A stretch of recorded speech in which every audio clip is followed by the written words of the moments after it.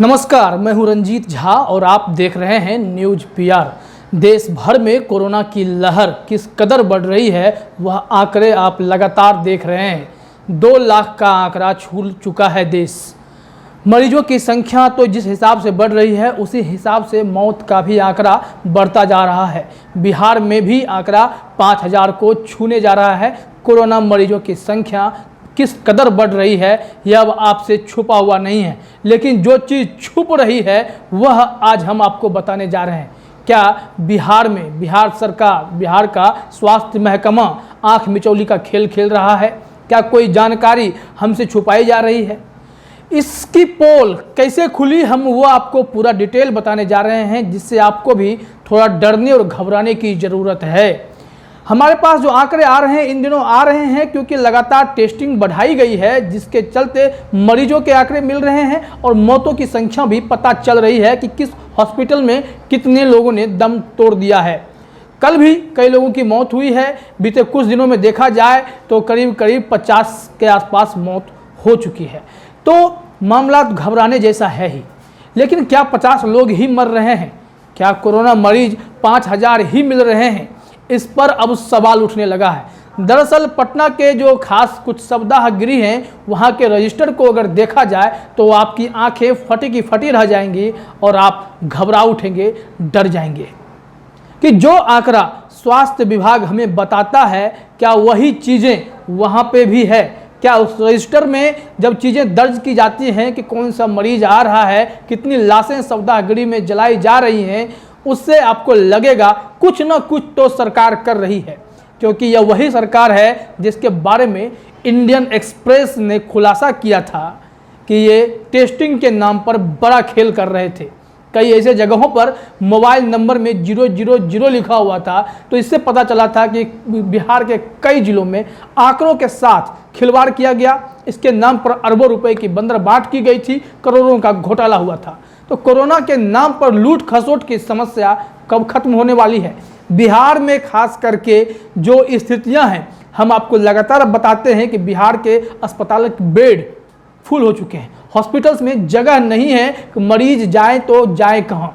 तो इससे निपटने के लिए सरकार ने कल सेना से मदद मांगी थी और सेना से 50 डॉक्टर बुलाए गए थे, लेकिन हमारे यहाँ मरीजों की तादाद इस गति से बढ़ रही है कि पूरे देश में कोरोना मरीजों के मिलने की जो एवरेज रफ्तार होती है उसमें बिहार नंबर 1 पे पहुंच गया।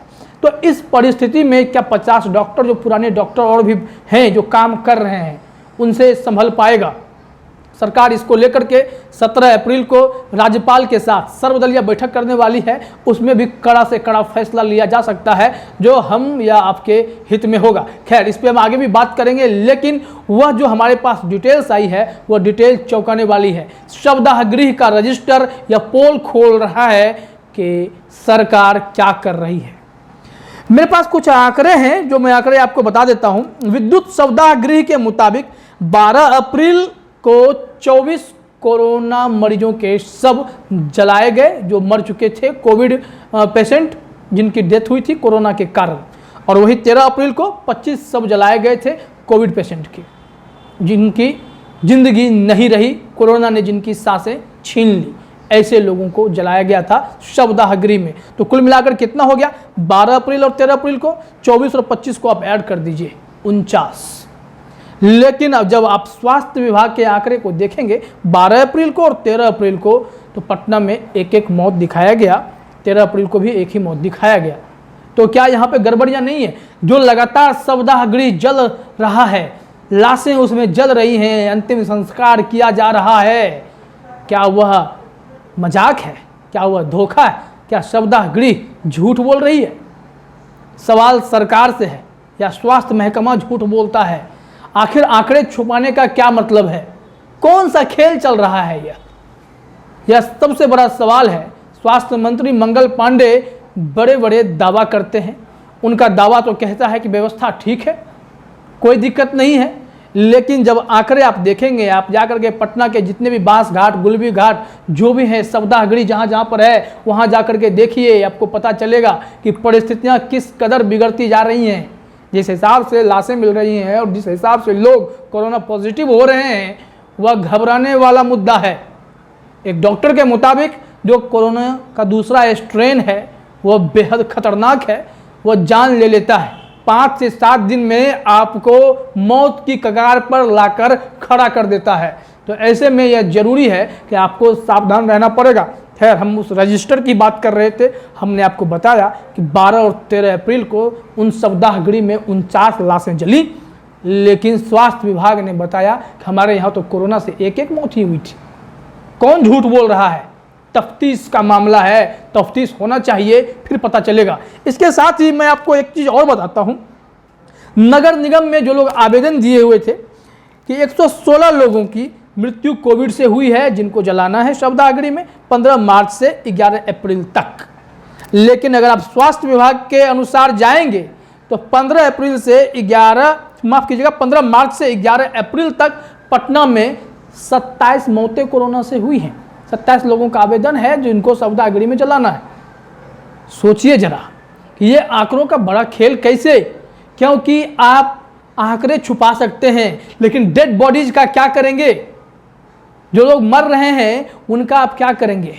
उनके लाशों को कहाँ ठिकाने लगाएंगे? मिट्टी में तो नहीं गाड़ रहे आप तो जलाने की बात कर रहे हैं। तो सवदाहगढ़ी चीख चीख कर कह रहा है कि स्वास्थ्य महकमे में गड़बड़ियां हैं, कोई ना कोई खेल, कोई ना कोई झोल चल रहा है जिसको छुपाने की कोशिश सरकार कर रही है। इससे क्या हासिल कर लेंगे आप? बिहार की जनता को गुमराह करेंगे तो स्थितियां और भी भयावह हो जाएंगी। आप तो एक तरफ सेना से मदद मांगते हैं क्योंकि आपको पता है कि आपके हाथ से चीज़ें बाहर हो रही हैं। 1 साल का जब मौका था, जब कोविड से हम लड़ रहे थे, आपने अपने बजट का 10% कोरोना केसेस पर खर्च कर दिए, तो फिर स्थितियां बद से बदतर ही क्यों हैं? क्यों नहीं अस्पतालों में बेड बढ़ पा रहे हैं? मंगल पांडे कह रहे हैं कि अभी IGIMS में हमने 50 बेड एक्स्ट्रा कर दिए हैं, आरक्षित कर दिए हैं। इसके साथ ही साथ अन्य अस्पतालों में भी 50 बेड और लगा दिए जाएंगे जिससे परिस्थितियां सुधरेगी।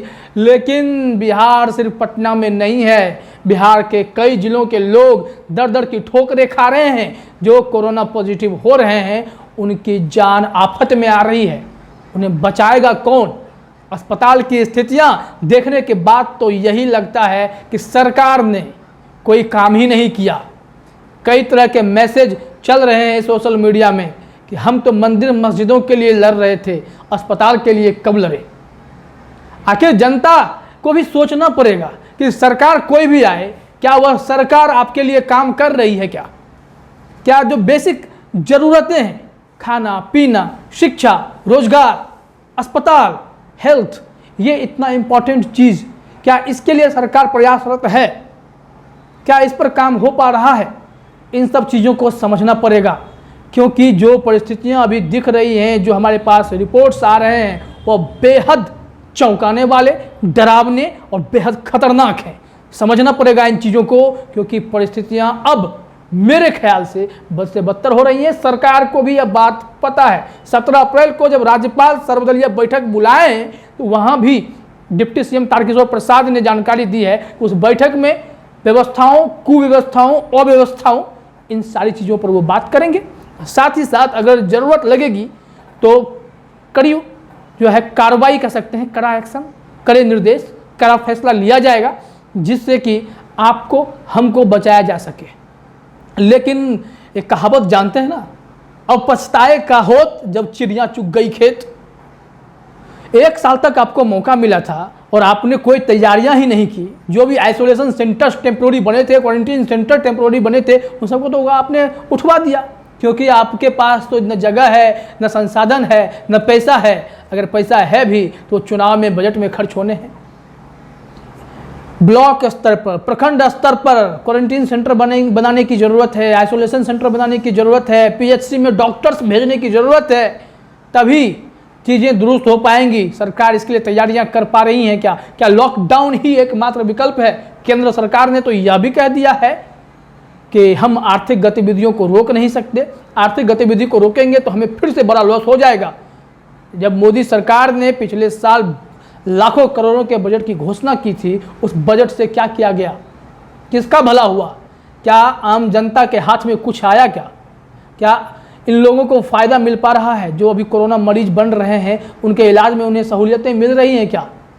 सबसे बड़ा सवाल है। हम लोगों ने कोरोना की जब बरसी मनाई थी उसमें भी तफ्तीश किया था, हमने देखा था कि स्थितियां किस कदर खराब होती जा रही हैं, कि जो मुआवजे की राशि भी कही गई थी वह भी नहीं दिए गए। कई लोगों को जो कोरोना मरीज दम तोड़ दिए थे उन्हें मिलना था, जो कोरोना योद्धा थे, डॉक्टर्स थे, नर्सेज थे, उनकी मौत हुई, उसमें से 1-2 डॉक्टर्स को छोड़ दिया जाए तो कई लोगों को मुआवजे की राशि तक नहीं मिली, उनके परिजन आज तक भटक रहे हैं। तो ऐसा है हमारा स्वास्थ्य विभाग, ऐसी है हमारी सरकार।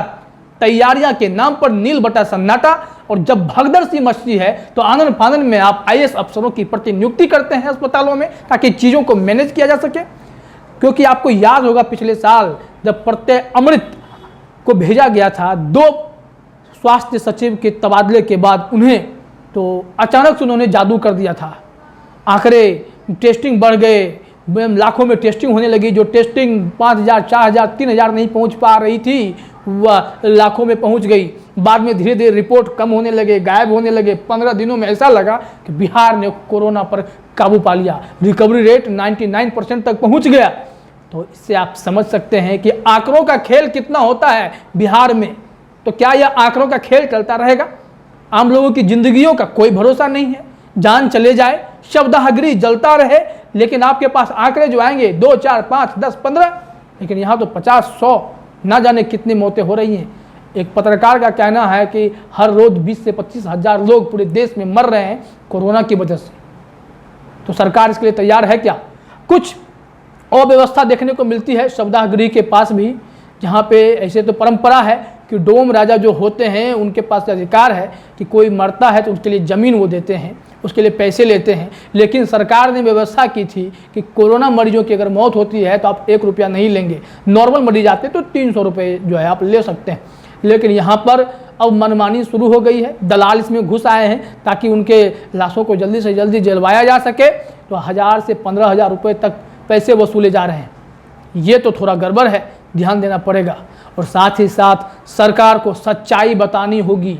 बिहार की जनता को छुपाना कुछ नहीं चाहिए, क्योंकि जितना आप छुपाएंगे लोग उतने बेफिक्र होंगे, लोग बेफिक्र होंगे उतने मरीज बढ़ेंगे, उतनी मौतें होंगी, और शवदाह गृह लगातार 24 घंटे कई दिन तक जलता रहेगा। संभलिए जरा और संभालिए अपनी जनता को।